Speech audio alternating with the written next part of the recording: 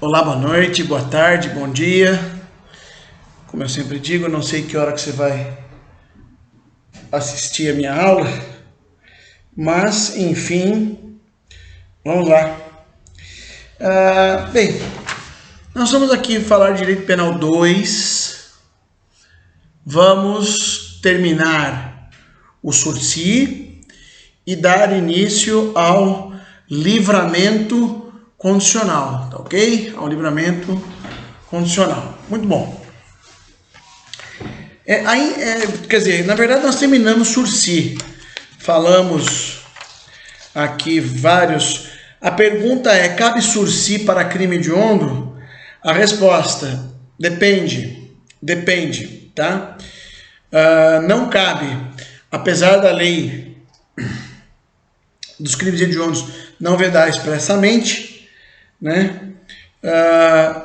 Não caberia. A outra cabe, desde que preenchidos os requisitos do 77. Bem, vamos lá. Numa prova objetiva, eu acho que é temeroso você colocar isso, tá? Acho por demais temeroso, porque o crime hediondo, ele já tem por si só uma característica de crime muito mais grave. Os crimes são de menor potencial ofensivo, médio potencial ofensivo, grande potencial ofensivo, os crimes hediondos. Certo? Tem crime que tem um grande potencial ofensivo e não é hediondo. Tá? Então, não sei. Vejo eu. Depois a próxima pergunta, se cabe sursi para o tráfico. Tráfico é um crime que parado a hediondo. Não vejo aqui uma discussão em cima do tráfico. Sursi para traficante, era só o que me faltava, né?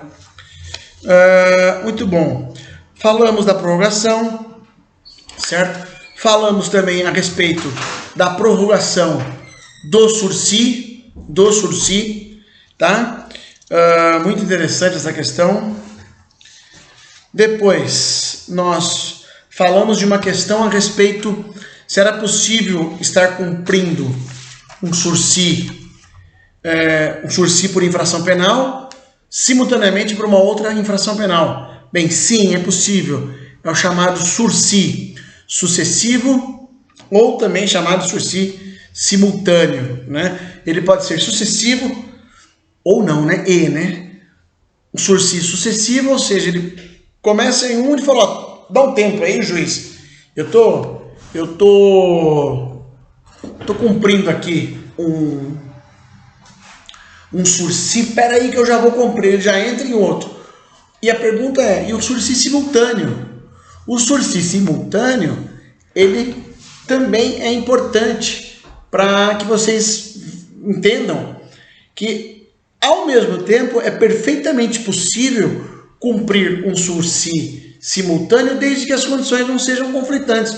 Desde que você não esteja preso, óbvio, você pode cumprir um sursi simultâneo. Muito bom.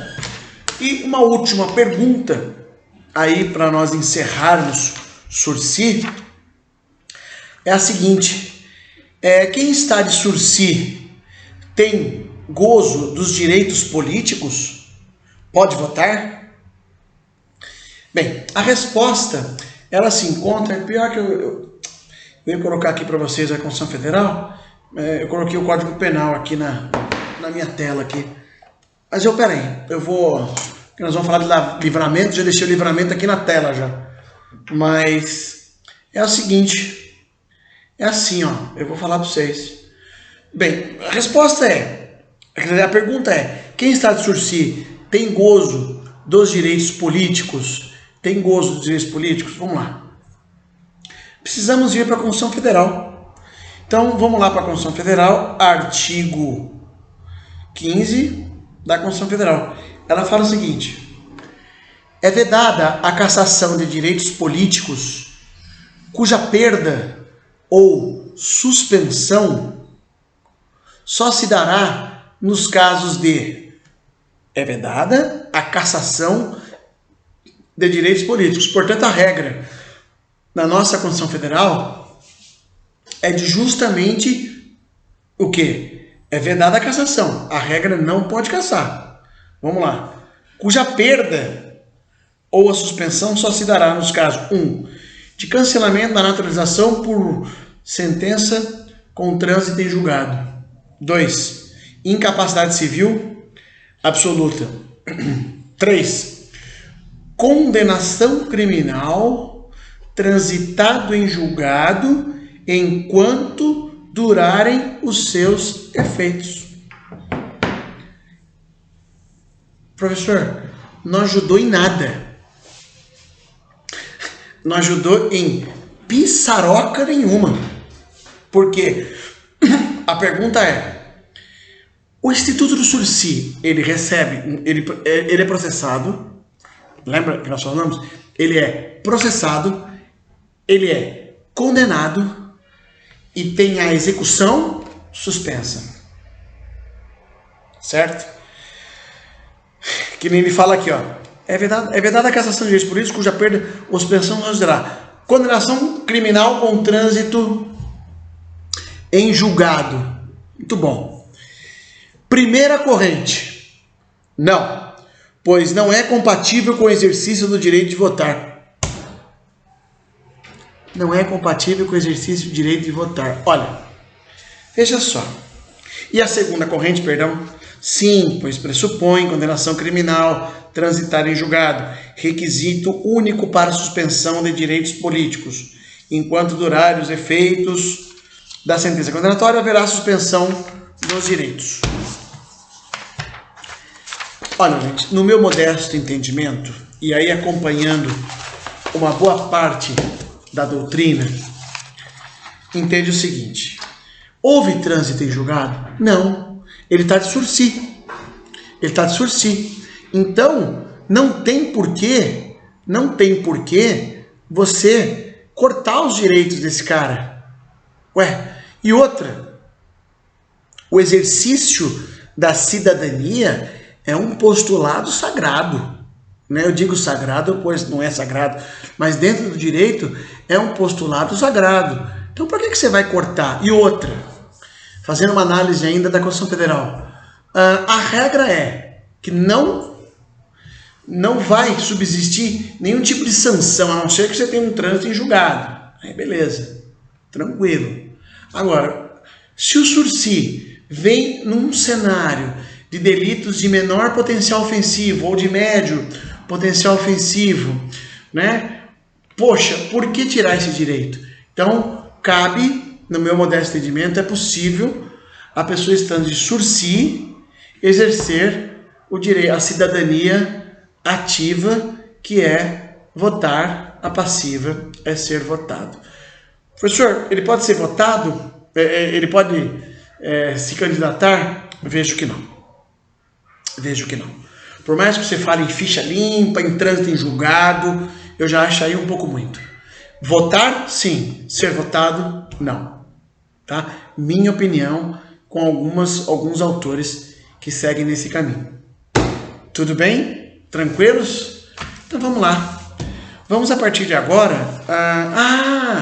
eu precisava conversar com vocês. Bem, fechamos o sursi. Faltou só esses minutinhos para você acabar aí a suspensão condicional da pena. Antes de começarmos a falar sobre o próximo assunto, que é livramento condicional, artigo 83. Na verdade, aqui vai dos artigos 83 até o artigo 90. Moleza pro gato. Depois nós temos os efeitos da condenação. Tudo tranquilo e calmo, certo? Vamos lá. Muito bem. Vejamos aqui. Eu tive alguns problemas. E aí não só com essa sala, óbvio, né? Aliás, eu não sei qual sala que foi. Eu só vi o e-mail e o conteúdo do e-mail. Eu não via quem me mandava o e-mail, né? Eu digo para vocês o seguinte: eu tive alguns problemas relacionados ao seguinte. Por exemplo, Eu fui um pouco mais duro hoje pela aula da manhã, com outras turmas, e agora eu estou mais calmo, né? Então pode ser que tenha abalado um pouco. Todos nós sofremos com a pandemia. Então não é justo. Normalmente eu, que nunca fui afeto à tecnologia, sabia o básico do básico do básico do básico do básico, não consegui, né, algumas matérias, uma matéria não, a primeira semana de aula eu lembro que eu mandei material para os alunos, porque até cair minha ficha do que ia ser feito, né, então eu demorei uma semana. Bem, o que acontece? Eu percebi que alguns alunos, estou falando isso com 5% só, tá, gente? 5%, estourando 10%. 95% a 90% dos alunos fizeram tudo certinho, piriri, pororó. O que eu percebi? Eu percebi um pouco de malandragem, um pouco de falta de comprometimento. Vou dar um exemplo. A pessoa entrou no portal, conseguiu visualizar, porque isso aparece para mim, e aí falou que não conseguiu fazer a prova, que achou melhor fazer a prova outro dia e tal. Não. Isso jamais vai ser aceito na M2, né? Lembrando aos senhores que, na prova 2, né? Lembrando aos senhores que é bem complicada essa situação. É bem complicada essa situação, porque estando dentro do prazo, eu vou lançar a nota, né? Vou lançar a nota.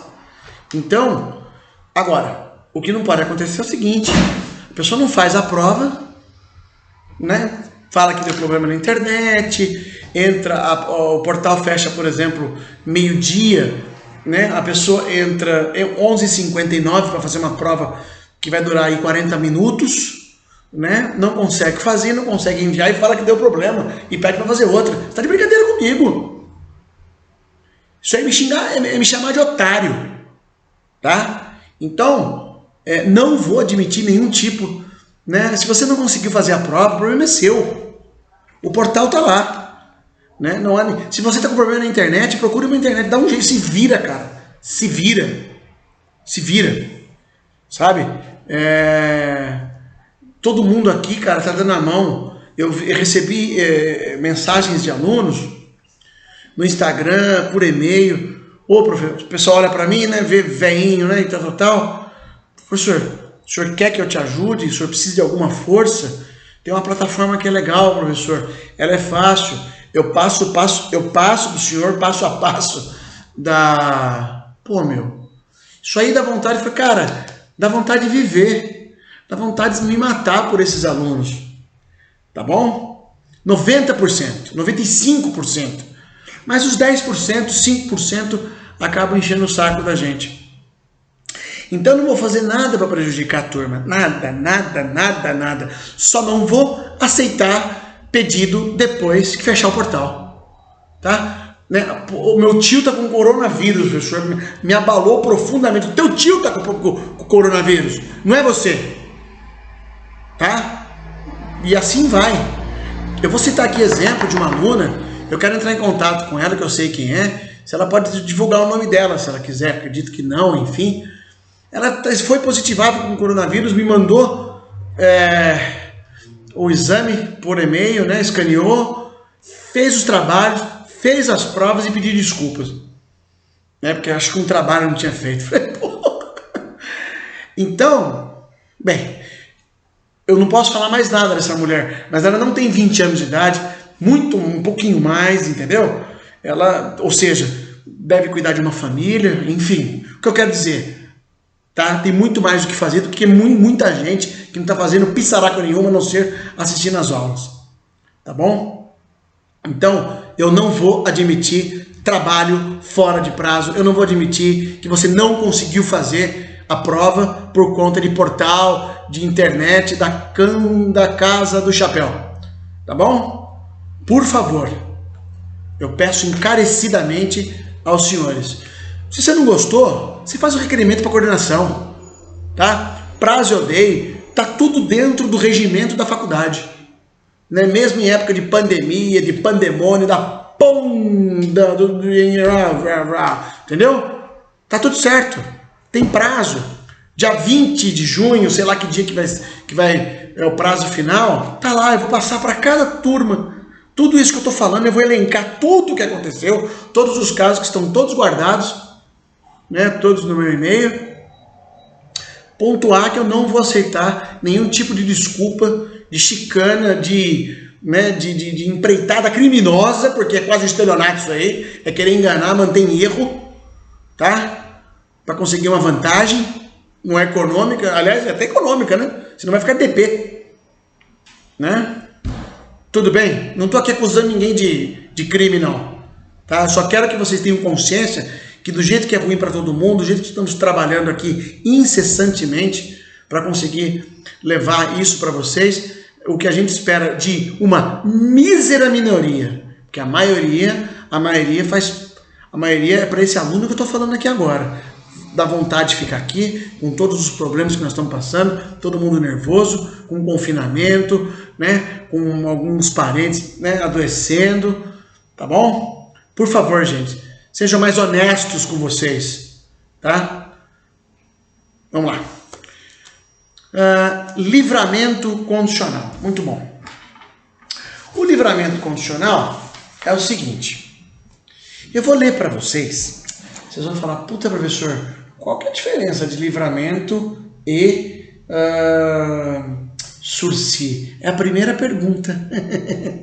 Bonitinho. Primeira pergunta que vocês vão responder para mim. Eu vou responder agora para vocês e quero que vocês façam essa diferença, porque isso sempre pega o meu aluno de calça curta. Tá bom? Então vamos lá. Aqui. Livramento condicional. O juiz poderá conceder livramento condicional ao condenado a pena privativa de liberdade igual ou superior a 2 anos, desde que, aí ele até fala, cumprida mais de 1/3 da pena. Opa! Pegou? Então a primeira pergunta. Qual a distinção entre sursi e livramento condicional? Sursi e livramento condicional, tá ok? Bem, o sursi, ele evita a condenação. O livramento é, uma vez que você, lembra que eu falei que nós vamos chegar nesse assunto? Uma vez que você está cumprindo pena, você pode ter direito ao livramento, a você poder responder em liberdade desde que você tenha cumprido uma parcela de tempo, tá bom? Uma parcela de tempo, certo? Muito bom. Então, primeira pergunta aí que eu vou pedir para vocês, qual a diferença entre, ou qual a distinção entre sursi e livramento condicional? Muito bom. Outro ponto, qual a natureza jurídica? Qual a natureza jurídica do livramento condicional? Olha, no passado havia duas correntes sobre esse tema. Primeiro, trata-se de uma forma de execução da pena privativa de liberdade. É um direito público subjetivo do condenado. Vingou a tese de que é um direito público subjetivo do condenado. Não é uma forma de execução da pena privativa de liberdade. Imagina, não é uma forma. A pena privativa de liberdade é uma. Cana, não tem outra. Já trata-se do direito público subjetivo do condenado. Ou seja, é algo que, se cumpridos os requisitos, que nós vamos conversar agora sobre os requisitos, daí nós vamos ver que é muito importante vocês saberem quais requisitos para poder enxergar que, uma vez completos, né? Eu digo completo porque tem Nós vamos ter períodos para que nós possamos completar, né, o requisito do benefício, tá bom? Então vamos lá. Vamos lá, pode anotar aí no teu caderno. Requisitos do livramento condicional, né? Requisitos do livramento condicional. Primeiro, pena igual ou superior a 2 anos. Pena igual ou superior a 2 anos. Matou aqui já. Depois, cumprimento, tô lendo o artigo 83, tá, gente? Tá tudo lá. Cumprimento de cumprido mais de 2/3 ou cumprimento de mais de 2/3 da pena se o condenado não for reincidente em crime doloso e tiver bons antecedentes. Muito bom aqui isso aqui. Muito legal, né? Por que isso aqui é interessante? Pelo fato, né, veja só, de que não estou falando aqui de artigo 59, condições favoráveis, personalidade, piriri, pororó. Não, ele fala bons antecedentes. Não tem passagem, né? Não está mergulhado na vida criminosa. Porque é lógico que ele vai se livrar. É um livramento condicional. Tá ok? Muito bom. Depois, terceiro requisito, né? Aqui é Depois, cumprido mais de 1/3 da pena se o condenado não for reincidente em crime doloso e tiver bons antecedentes. 2. Cumprido mais da metade se o condenado for reincidente em crime doloso. Olha só que interessante. Lembra que aqui nós conversamos que o reincidente ele não é bem visto pelo nosso Código Penal? Aliás, o nosso reincidente, o Código Penal, ele simplesmente detesta, né, o reincidente. Mas aqui, veja só, os senhores, podemos ter a possibilidade do reincidente. Então a pergunta é, reincidente pode ter livramento condicional? Resposta, sim, pode ter, desde que cumprido mais da metade da pena.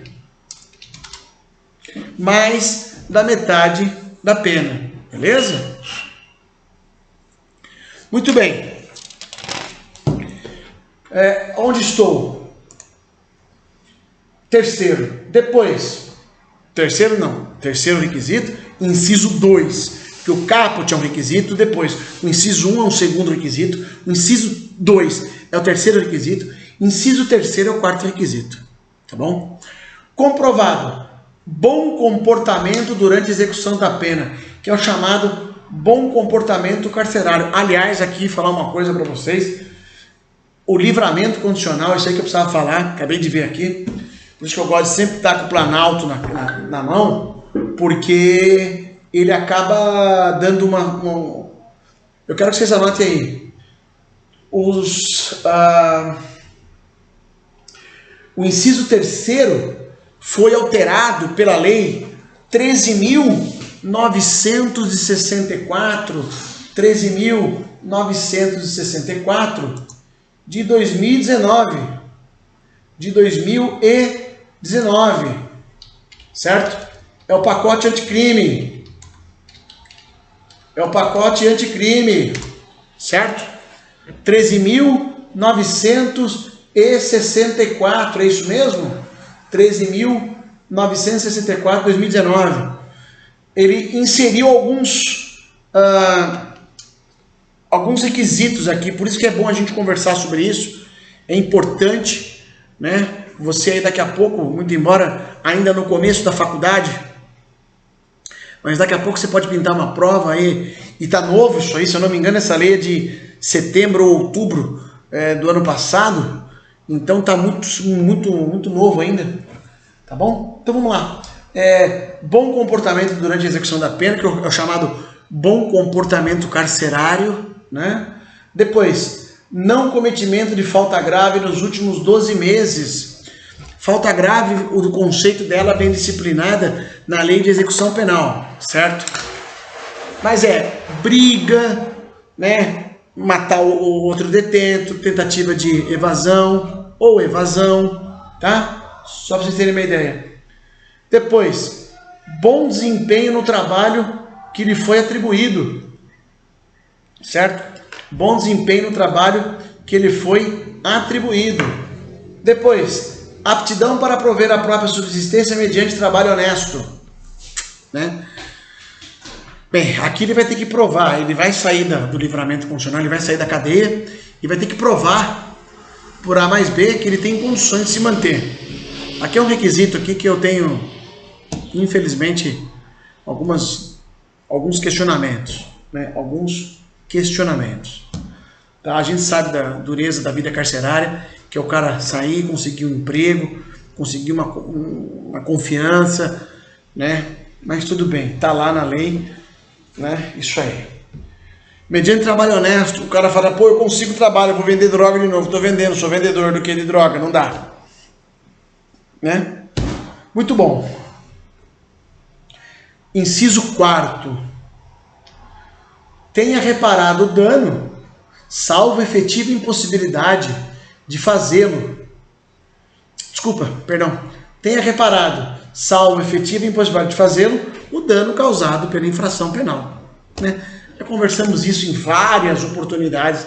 O Código Penal não quer que a vítima fique com uma cara de otária, né? Uma cara de otária. É horrível quando a gente é tratado como otário, né? Então, inciso 5º, cumprido mais de 2/3 da pena nos casos de condenação por crime hediondo, prática da tortura, tráfico ilícito entorpecente e drogas, tráfico de pessoas e terrorismo. Se o apenado não for reincidente específico em crimes dessa natureza. O que é reincidente específico? Lembra que nós falamos? Então veja só, a pergunta é: pode ter livramento condicional para quem cometeu crime hediondo? A resposta: sim, desde que ele não seja reincidente específico. Já é a segunda vez que ele está no crime hediondo, vamos supor que ele tenha cometido um homicídio qualificado, está respondendo, está com outro, o juiz vai dar o livramento, mas ele verifica: você é reincidente específico em crimes desta natureza. Reincidente específico, mesmo crime. Homicídio, estupro, tá ok? Então, aqui, sim, nós estamos diante dos requisitos, tá bom?